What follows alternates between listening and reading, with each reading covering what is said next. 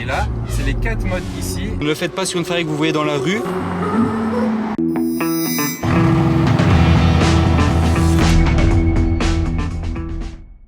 Hello everybody, this is Fipe, comment allez-vous? On se retrouve aujourd'hui devant chez Scuderia Monte Carlo, la concession Ferrari de Monaco tout simplement. D'ailleurs ils sont en train d'agrandir la concession là, ils se font une grande véranda, avant c'était juste une petite terrasse mais ça salissait les voitures. C'est mieux d'avoir une véranda, d'agrandir la concession qui est déjà pas très grande, hein. C'est normal, on est à Monaco, après hein, ne cherchez pas à comprendre, tout est petit à Monaco, tout est restreint d'ailleurs, regardez comme elle est serrée la voiture. C'est d'ailleurs pour elle que je suis là aujourd'hui, la toute nouvelle hybride de chez Ferrari, regardez comme elle est serrée.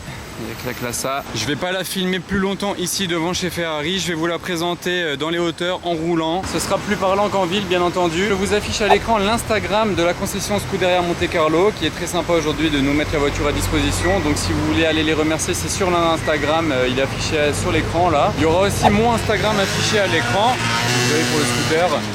Et voilà, comme je vous disais, on est en bas de la route de la Turbie, on va monter tranquillement ici et on va surtout ensuite aller vers la grande corniche encore plus loin. Mais regardez là comme ça tape bien au soleil sur cette 296 GTB qu'on fait un petit peu chauffer avant de monter, ah bah une autre voiture jaune, avant de monter dans les hauteurs.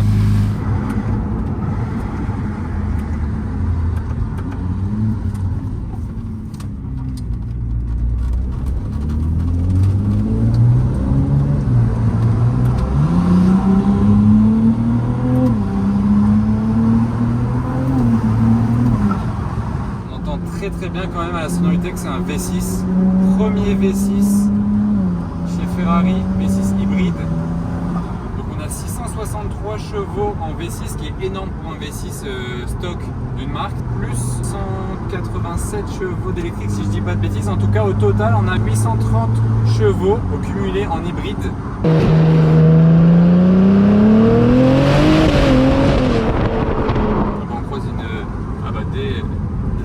Ça fait toujours plaisir sur ce genre de route là, au-dessus de Monaco.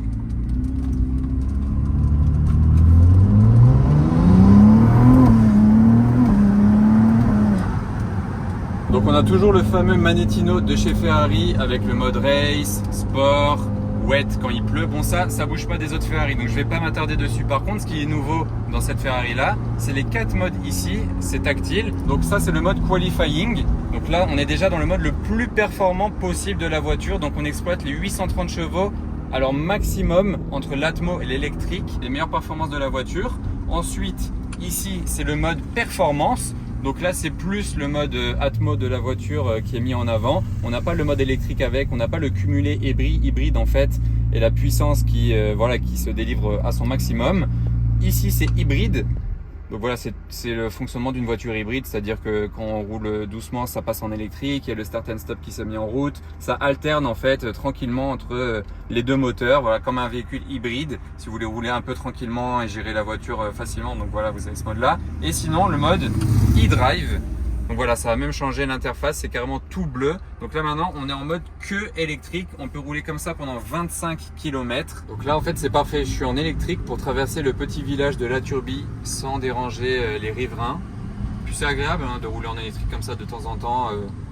Ok les amis, donc là je roule toujours en mode électrique. On va se faire une petite accélération en mode électrique juste pour voir, pour tester un peu les capacités du moteur électrique. Ah ouais, bon c'est sympa mais c'est voilà, c'est juste pour rouler tranquille hein. L'électrique c'est pas pour les performances, c'est pour rouler tranquillement en ville. D'ailleurs là on a un ralentisseur, j'ai le lift system ici qui se lève électriquement. Voilà, ça a sonné comme quoi on l'avait bien. Après soit vous roulez à une certaine vitesse et il se redescend, soit vous appuyez sur le bouton pour qu'il redescende et que la voiture soit un peu plus jolie à croiser qu'un 4x4 hein. On n'est pas encore dans le puro sangue. D'ailleurs je vais repasser en mode hybride, même en mode allez, on va mettre le mode qualifying directement, comme ça elle ne se recoupe pas et on bénéficie des deux moteurs ensemble.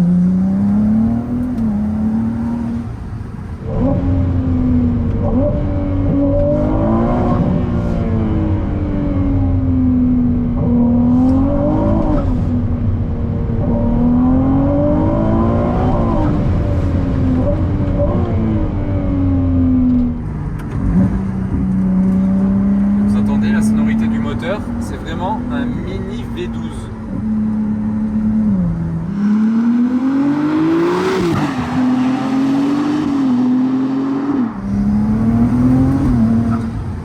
Je préfère même le son de la 296 GTB à la SF90.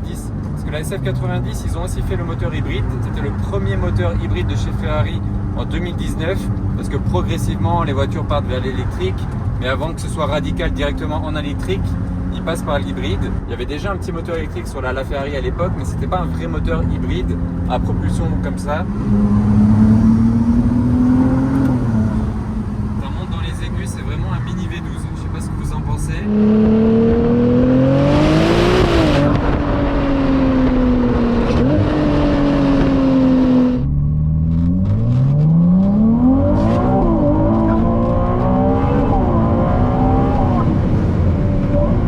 Comme depuis la SF90, la boîte de vitesse elle se trouve ici, c'est les petits boutons. Par exemple là je vais passer en mode manuel totalement. Ah oui, je vais vous refaire ça, vous allez voir la petite lumière qui se transmet. Regardez là, je repasse en auto, ça fait un petit tac, ça part vers le A.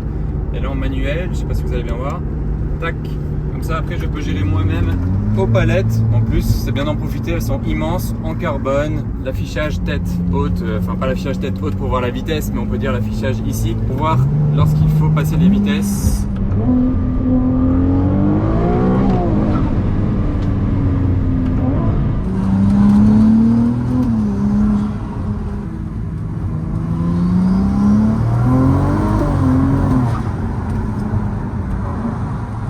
Regardez un petit peu où on s'arrête les amis et écoutez ça surtout.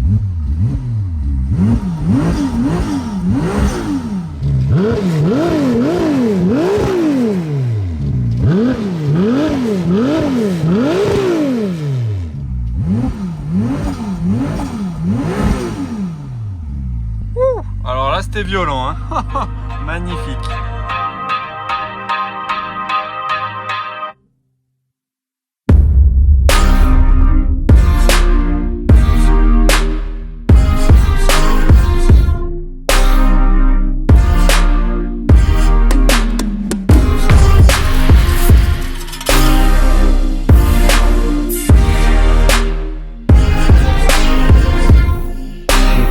Peut-être sur toutes les Ferrari il y a une plaque, elle est dans le coffre sur l'avant de la voiture et sur cette plaque il y a la liste des options de la voiture. Donc là vous voyez bien que c'est une Ferrari 296 GTB et que par exemple elle a le lift system, elle a les jantes forgées en 20 pouces, la caméra de recul, là tout en haut Scuderia Ferrari Shields, c'est ça, c'est sur le côté, c'est les écussons, parce que ça c'est une option, vous pouvez l'avoir, enfin il y a trois manières, je le dis à chaque fois, mais soit vous pouvez ne rien avoir, soit vous pouvez l'avoir ici incrusté dans l'aile de la voiture, c'est vraiment incrusté dedans, c'est pas juste collé dessus, posé dessus, c'est incrusté. Ou alors vous pouvez l'avoir en format peint et il est un peu plus grand. Donc voilà pour l'option. Scuderia Monte Carlo au passage, ça rajoute aussi 10 chevaux à la voiture. Les étriers jaunes, la couleur en fait si vous voulez vous en assurer aussi, elle est écrite mais pas ici juste au dessus, elle est là. Donc c'est le Giallo Triplo Strato. C'est pas très facile à dire, j'ai toujours du mal. Mais en gros, en d'autres termes, c'est le jaune 3 couches de chez Ferrari. Donc il passe 3 fois cette peinture-là, ce qui fait qu'elle a des reflets incroyables. C'est suivant le soleil, l'ombre, etc. Elle a des différents reflets. Vous voyez là, ça fait même doré en fait quand c'est en plein soleil. Et ça, c'est le fameux chargeur qui est encore plus utile qu'avant. Maintenant que c'est une hybride avec un vrai moteur électrique, etc. Il faut la brancher quand vous ne l'utilisez pas.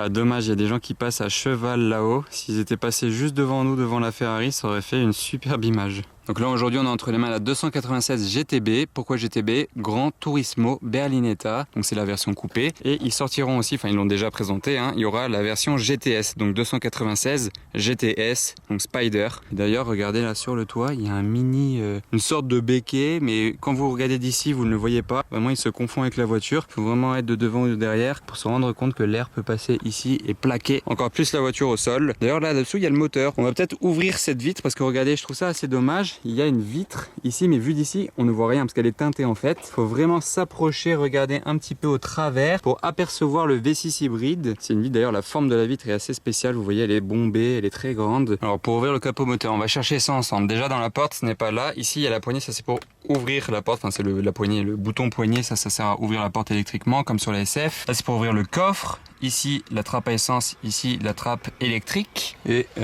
c'est peut-être tout simplement en dessous pour le capot moteur. Non, c'était pas de ce côté-là, je me suis dit vu que le capot moteur est à l'arrière, c'est peut-être vers l'arrière le bouton. Et effectivement, il est ici à l'arrière le bouton tout simplement. J'en profite pour vous faire voir l'intérieur qui est incroyable. J'adore les intérieurs gris sur les voitures, cuir gris comme ça et avec les détails jaunes. Le petit cheval cabré en gris, dommage, je l'aurais peut-être mis en jaune qui ressortent un petit peu plus, mais les petits détails jaunes là dans les sièges, c'est incroyable avec le gris, tout comme ici sur la planche de bord. Les surpiqûres jaunes aussi dans la portière.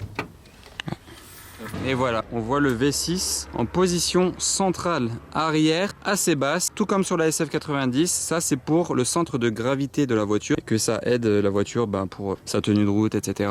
Tout est pensé pour la performance, bien entendu. Et vu que le moteur est si proche de l'arrière de la voiture, en fait, la ligne d'échappement est très très courte. Elle ne va même pas en bas. La ligne d'échappement est courte, unique et centrale, parce qu'il n'y a pas plusieurs sorties d'échappement. C'est vraiment au centre, c'est pas des deux côtés, il n'y en a pas quatre. C'est vraiment au centre. Vous voyez, regardez, je vais regarder dedans. Et le fait d'avoir fait une ligne d'échappement courte de cette manière-là, ça contribue aussi à diminuer le temps de réponse du moteur et à avoir un meilleur couple. Et vous remarquerez que le moteur n'est pas rouge. Là, il y a écrit Ferrari. Et là, vous noterez les câbles orange. Ça, c'est pour le moteur électrique de la voiture. Bon, les amis, petite anecdote. Tout bon shooting d'une Ferrari, il faut remettre le cavallino droit pour que ce soit plus joli pour les photos. Que vous le sachiez, bon, ne le faites pas sur une Ferrari que vous voyez dans la rue. Mais là, le cavallino, en fait, il n'y a pas à tourner toute la jante. Je peux juste faire comme ça. Et voilà, là on l'a mis à l'endroit et c'est bien plus joli pour les photos. Attendez, j'ai débusqué un lapin par ici, je crois. Où est-il? Ici même. Pour la clé de la voiture, les amis, c'est toujours les nouvelles clés. L'écusson Ferrari. Derrière, c'est du cuir avec en haut pour déverrouiller et en bas pour verrouiller. Et le modèle de la voiture rappelé ici. Donc c'est pratique si vous avez plusieurs Ferrari. Au moins, c'est écrit dessus tout simplement. Voilà pour la mise au point. 287 GTB. C'est très sympa. Qu'est-ce que vous en pensez de ces clés-là? On dirait tout sauf une clé, hein. On dirait un mini téléphone. Et regardez à l'avant là, ce petit spoiler avant en carbone. Donc pour démarrer la voiture, ici, bouton tactile, c'est dommage, il n'y a plus le fameux bouton rouge à appuyer. Bon là c'est au centre, ici ça reste sympa quand même. Donc là j'ai mis le contact. Et là j'ai démarré, donc il faut appuyer 2 fois, ça démarre automatiquement en mode hybride. Je vais la passer en mode tout électrique, regardez la différence de compteur. Voilà, donc là on a le compteur tout électrique. Ça je vous les montre tous, je ferme ma porte même. Voilà. Ensuite mode hybride. Comme on a vu juste avant. Pour la suite, ça va être très minime. Regardez la différence. Donc le mode performance. Voilà, il s'est grossi. Bon, le moteur a démarré aussi en l'occurrence. Et là, il n'y aura presque pas de différence pour le dernier mode. Regardez bien quand je vais appuyer. Attention, 1, 2, 3. Voilà, c'est vraiment juste les contours du compteur qui vont changer. Regardez, je repasse à l'autre. Voilà. Peu de différence ensuite. Donc là, on est en mode sport. On va le mettre en race. Voilà, c'est écrit ici. Et ensuite classique, hein, les clignotants, les boutons tactiles ici. Pareil pour régler les rétroviseurs, c'est tactile de ce côté-là. Le lift system tactile aussi. Ça c'est pour fermer les rétroviseurs par exemple. Voilà, tout simplement. Si on l'a pas précisé, il y a l'écran passager de ce côté-là. Classique aussi, il n'y a pas de grosses nouveautés. Après il est bien grand pour voir les performances, donc la vitesse. On peut voir le GPS. Et enfin la finition cuir de partout. Ici, les pare-soleil en cuir, le plafond en cuir. On est vraiment dans une voiture très très bien finie.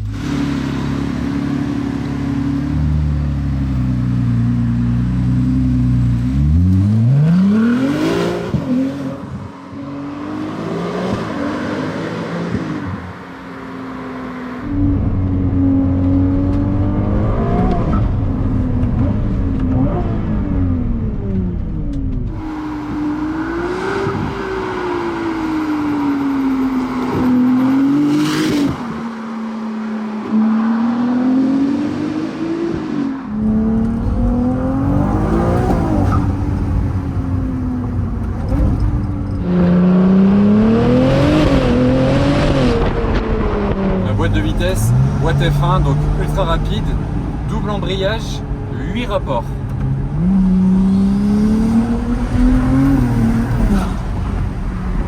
Alors on entend le turbo à la fin qui se dégonfle comme un ballon de baudruche.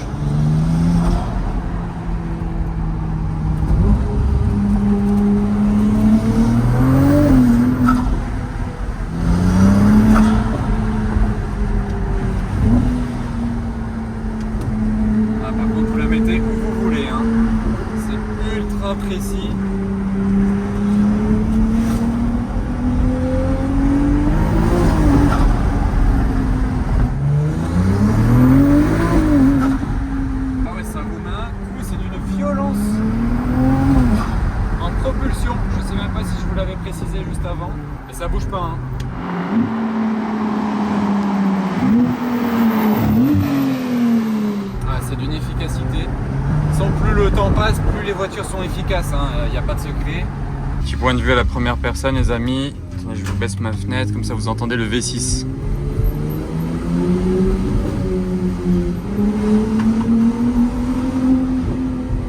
Bon les amis, ça y est, on est de retour à Monaco presque, on se fait le retour tranquillement en mode électrique et je me suis rendu compte que dans toute la descente, on a rechargé les batteries électriques de la voiture et qu'on a de nouveau les 25 km d'autonomie en électrique. C'est-à-dire qu'à un moment, on n'était qu'à la moitié. Il nous mettait même, je crois même à un moment, 5 km d'autonomie en électrique. Et le fait d'avoir roulé un peu avec la voiture a tout rechargé. Et on a de nouveau les 25 km d'autonomie si on veut rouler que en électrique. Là, j'étais à 80 dans la descente en mode électrique. Et ça recharge à la fois. Et sur tout l'essai, on a pas mal roulé quand même. On a fait qu'une barre d'essence. J'ai un petit peu réaccéléré trop fort et vu que je suis en hybride, vous voyez, elle ajuste en fait là. Voilà, j'ai relâché, elle est repassée en électrique. Elle fait un ajustement, là je vais réaccélérer un peu, voilà, et elle est repassée en thermique. Bon, après c'est le principe d'une hybride. Regardez les amis, là quand le moteur est éteint, ça vous fait un petit récapitulatif et vous voyez le pourcentage d'utilisation de chaque mode. Donc vous voyez 53, 32, 10, 5. Et de ce côté-là, on voit qu'on a plus roulé en race que sport. Le reste, on n'a pas touché. J'adore la cinématique là devant, ça fait très futuriste, très métaverse. Bon, pour la fin de vidéo, place du casino, je vais remettre le moteur en thermique.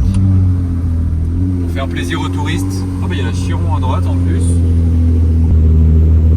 J'espère que cette vidéo vous aura plu les amis. Un grand merci à Scuderia Monte Carlo, la concession Ferrari Monaco. Je vous raffiche leur Instagram à l'écran. C'est grâce à eux qu'on a fait cette vidéo là aujourd'hui. Grâce à vous aussi, bien entendu.